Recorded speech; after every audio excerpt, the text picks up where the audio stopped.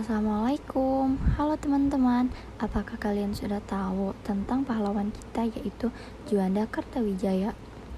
Juanda Kertawijaya adalah Perdana Menteri Indonesia yang ke-10 sekaligus yang terakhir.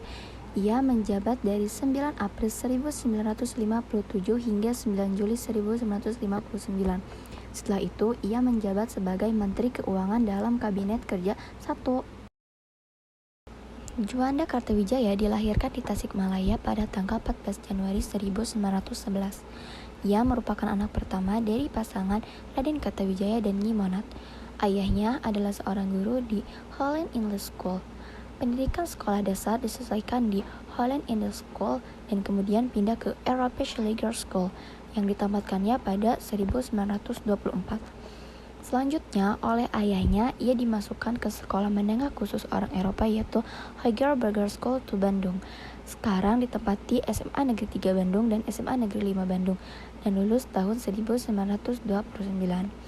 Pada tahun yang sama, dia masuk Technische Hogeschool to Bandung, sekarang Institut Teknologi Bandung atau yang kita sebut dengan ITB. Mengambil jurusan teknik, pengairan dan lulus pada tahun 1933 dengan gelar Sipil Engineer.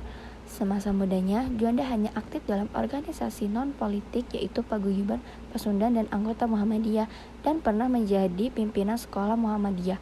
Karir selanjutnya dijalaninya sebagai pegawai Departemen Pekerjaan Umum Provinsi Jawa Barat, Hindia Belanda sejak tahun 1939. Juanda Kertawijaya adalah seorang abdi negara dan abdi masyarakat yang patut diteladani. Meniti karir dalam berbagai jabatan pengabdian kepada negara dan bangsa. Semenjak lulus dari TH Bandung 1933, dia memilih mengabdi di tengah masyarakat. Dia memilih mengajar di SMA Muhammadiyah di Jakarta. Dia juga ditawari menjadi asisten dosen TH Bandung. Selain itu, ia juga memulai keaktifan organisasinya sejak sebelum kemerdekaan di Paguyuban Pasundan pada tahun 1934. Juanda diangkat sebagai Kepala Jabatan Kereta Api Republik Indonesia di awal kemerdekaan. Juanda menjadi Menteri Perhubungan Republik Indonesia pada tahun 1946 hingga 1949 dan 1950 hingga 1953.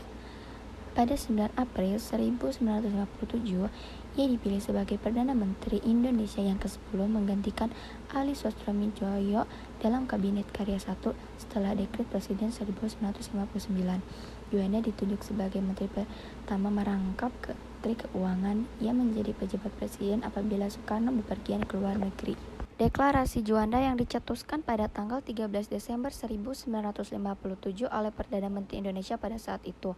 Deklarasi ini menyatakan kepada dunia bahwa Laut Indonesia adalah termasuk laut sekitar di antara dan di dalam Kepulauan Indonesia menjadi satu kesatuan wilayah NKRI atau dalam Konvensi Hukum Laut United Nations Convention on Law of the Sea, dikenal sebagai negara kepulauan.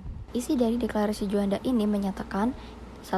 Bahwa Indonesia menyatakan sebagai negara kepulauan yang mempunyai corak tersendiri. Yang kedua, bahwa sejak dahulu kala Kepulauan Nusantara ini sudah merupakan satu kesatuan. Yang ketiga, yaitu ketentuan Ordonansi 1939 tentang ordonansi dapat memecah sebelah keutuhan wilayah Indonesia. Dari deklarasi tersebut mengandung suatu tujuan, yaitu yang pertama, untuk mewujudkan bentuk wilayah kesatuan Republik Indonesia yang utuh dan bulat. Yang kedua, untuk menentukan batas-batas wilayah NKRI sesuai dengan asas negara kepulauan. Yang ketiga, yaitu untuk mengatur lalu lintas damai pelayaran yang lebih menjamin keamanan dan keselamatan NKRI.